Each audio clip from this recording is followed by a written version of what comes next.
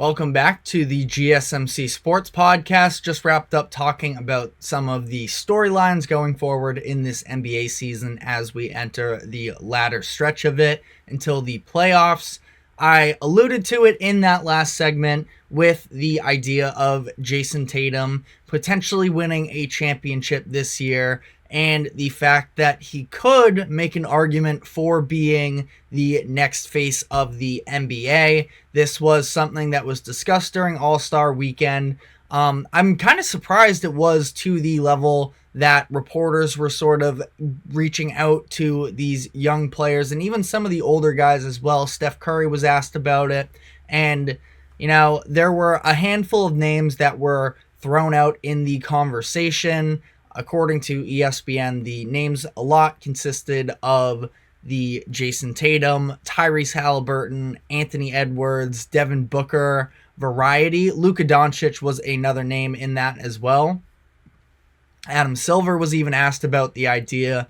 And, it's interesting to think about what it takes to be the next face of the league. Because if you look at this past generation, obviously LeBron James, the chosen one, it was sort of bestowed upon the NBA of him being this prodigal player for them, and he absolutely delivered through the course of his career. Love him or hate him, you can't deny that he has been just about everything you possibly could have asked of him in terms of being deemed the chosen one while he was in high school. So it's him. Steph Curry has been a massive face of the league for the past handful of years. And Kevin Durant also has a little bit of an argument as well. I think that, his legacy gets all kinds of weird discussions around it because of teaming up with Steph Curry, because of the joining the Warriors after blowing a 3-1 lead to them, all of that. But I have no doubts that Kevin Durant is one of the greatest players of all time. And I think that he, yes, made a decision that wasn't popular with NBA fans, but I don't think that at all takes away from the greatness that is in his career, because it was him being the best player on those championship teams, despite Steph Curry, who is the greatest shooter of all time, one of the greatest point guards of all time, and yet Kevin Durant still, pecking order wise, was the one. He hit the big shots in LeBron's face during those finals. So, again, what does it take to be that face of the league? Tyrese Halliburton was asked this question. He talked about winning. He said to be the face of the league, winning has to come with that. Whatever young guy takes the charge and is winning moving forward, that's probably who it will be. Now, it's interesting because you look at LeBron James, right? And again, he had this reputation coming into the league as it was that he was going to be as great as he was. But he didn't win until he was 27. By that time, he did have 7 All-NBA selections and 3 MVPs to his name. So the winning is really what took over. Obviously, the marketability, doing the decision. Again, love or hate the decision,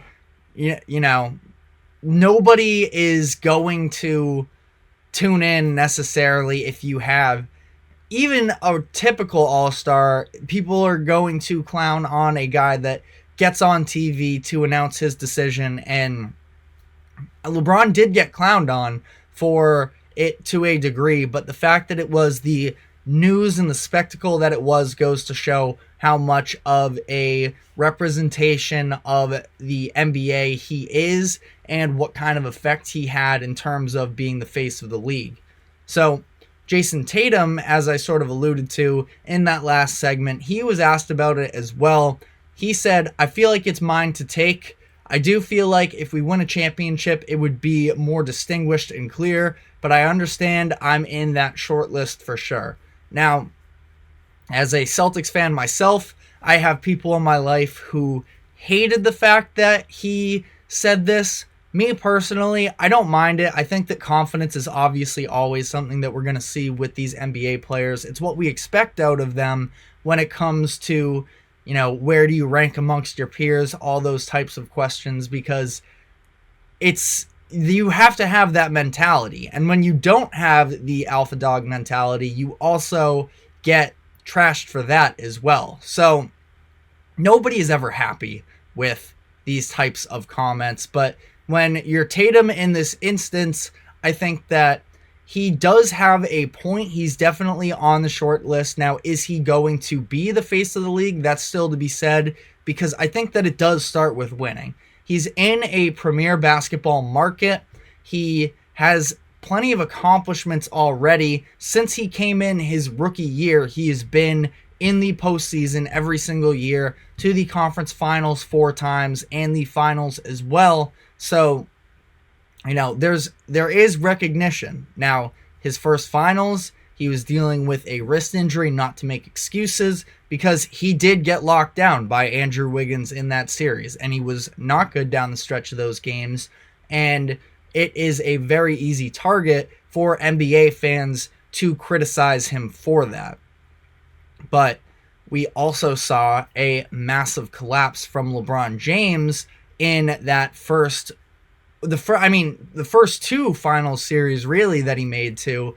Even though the Cleveland one, it's very forgivable considering the roster that was surrounding him at that point. But losing the first season in Miami to a Mavericks team that on paper was still very good. You have an all-timer in Dirk on that other end, but still, LeBron had a disappointing series in that, and the same can sort of be said for Tatum and that series against the Warriors in the 2022 finals. So, Tatum, I think, does have a very strong argument. I think that it's interesting when you talk about the face of the NBA. This is fair or not. Me personally, I don't have a preference, but I remember hearing conversations about this even over a year ago, and I forget who it was, so I apologize, but someone made the point of how important is it for the face of the NBA to be an American. And you don't think that should matter all too much, but I do think that there is something when you think about the marketability of an NBA star. Now, I think that Giannis has an incredible personality, and the fact that he's as goofy as he is, and he, has always seemed to be an incredible stand-up person, ultra competitive, which some people sort of get on his case for, but I think that we should want the face of the NBA to be a competitor.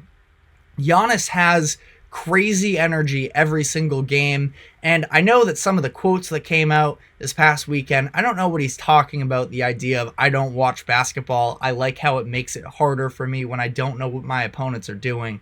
That's a weird thing to say in my opinion, but I still think you look at Giannis, he's entering his prime now, and especially with his sort of play style, it's interesting. How long is it going to hold up? He relies very heavily on his physical attributes, which he's never been injury prone, knock on wood. He has the, accomplishments on both ends of the floor, and he's won a championship. So, like we talked about, winning sort of starts this conversation, and he's done that. He has the MVPs. He's been on all defensive teams. He's won a Defensive Player of the Year award, I'm pretty sure.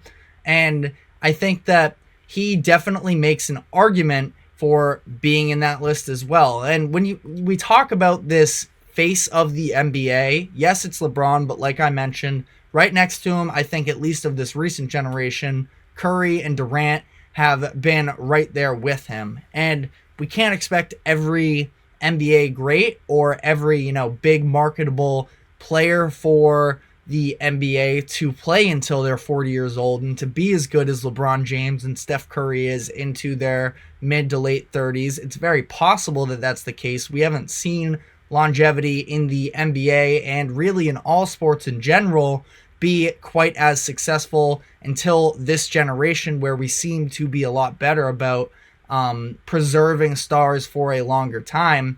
But I question, not question, but like those are the questions sort of surrounding Giannis going forward. I think that Luka is a great potential face of the NBA, especially because you look at the three best players in the NBA today, you probably, if you were to ask the majority of people, you will get some combination, I think, on average, most of Nikola Jokic, Giannis Antetokounmpo, and Luka Doncic. Three international players. So to that point of, should the NBA, the face of the NBA, be American, we're maybe heading into a direction in the league where there is more international stars, and I think it's great. I love the fact that international basketball has been so much more competitive with basketball and with football. I love, the idea of it becoming more of a global sport. I think that's something where I'm not a soccer fan, but I think that it is really cool just how widespread it is across the world. It's a unifying force, and it also brings a little bit of competitiveness with it as well, because there is that sort of, nationality pride that takes place with that. So you can make an argument we're heading into a little bit of a, international NBA, because you look at, not to mention Shai Gilgeous-Alexander, who was thrown out in those conversations during All-Star Weekend, and he is Canadian. I know that, North America, he's a little more centralized, but technically he's not American. And then, of course, this past year, we talk about sort of being the prodigy coming into the NBA, Victor Wembanyama, who has been deemed the best prospect for the NBA since LeBron James. And up to this point, he has done a phenomenal job in the NBA. Now, obviously, have been a little bit of growing pains at times. The Spurs aren't good, but he's playing for a historic coach, a historic franchise. Not that I would imagine Greg Popovich is going to be around for the entirety of Wemby's career, but I think that Wemby could sort of be this next coming of these San Antonio legends in David Robinson and Tim Duncan. And, it's not that San Antonio necessarily is the biggest market as a whole, but the Spurs franchise is a very notable one when you talk about NBA history, NBA greats.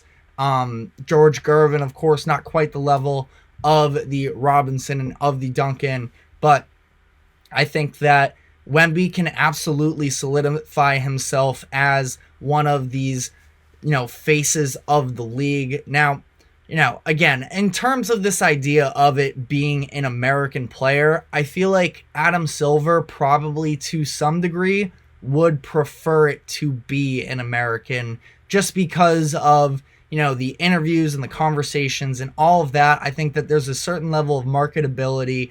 It's home court advantage almost for having an American player be the one, which LeBron James was, Steph Curry was, Kevin Durant was. But we also look, who's the face right now of the MLB?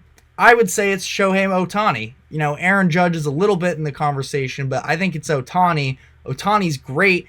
Everybody loves watching him and seeing, what he's up to and everything, but he doesn't speak English, and that's obviously not the case of these NBA players. But I think that, we would be so much more exposed to Ohtani if he spoke more English, if he was American. And, I think that, again, it's not to that level. Luka's personality, and Giannis's as well, like I mentioned. And I love Jokic's personality as well, but Jokic is almost a little too nonchalant, I feel like, to be, like, when you talk about Giannis's competitiveness, and it's not that Jokic isn't, but I think that there's definitely levels. Jokic was treating the playoffs last year like it was just sort of a part-time job. He's like, I just want to go home. I'm, all that. And then he gets to the parade and he lives it up. Then he's like, I want to parade again and all that. And it was fun to see, but I think there's just a lot of factors that go into this. And again, like Halliburton said, like I sort of reiterated at the top of the segment, it starts with winning. So I am curious to see, like Halliburton said, what young player is going to reach those heights, because I think that, Luka is going to win MVPs in his career. I would be shocked if he didn't, and he's going to have the All-NBA selections to his name. Jason Tatum as well. Anthony Edwards, a little bit younger, but he's probably on a very similar course as well.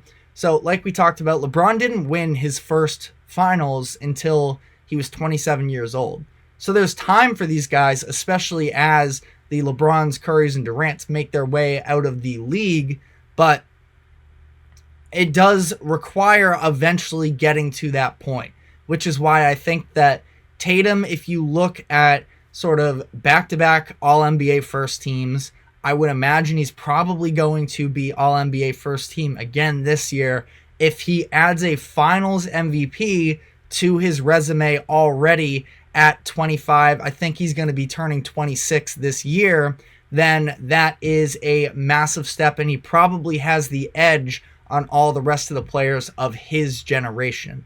But it's still very much so up in the air, and it's not like the NBA is at a point where they're desperate for stars, because we have them all over the place, and we still have that last generation as well that is still holding it down some. So, this is going to be a slow developing thing here, but I found it very interesting that Adam Silver was talking about it during the weekend, that all these players were getting asked about it on social media. There was a tweet that was going viral about what are we going to do when 30, 23, and 35 all retire. That was sparking a lot of debates and conversations around that. So it's just a fun thought experiment to play this out. The reality is we can't know until somebody sort of takes the reins. It can't be something that's just handed down.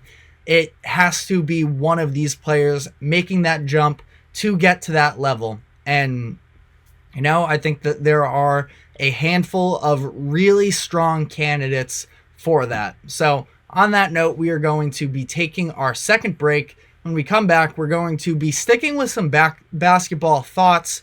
One other takeaway I had from All-Star Weekend in terms of Adam Silver getting asked about the future of the G League Ignite program. So we are going to be taking this next break and touching on that when we get back. So stick with us.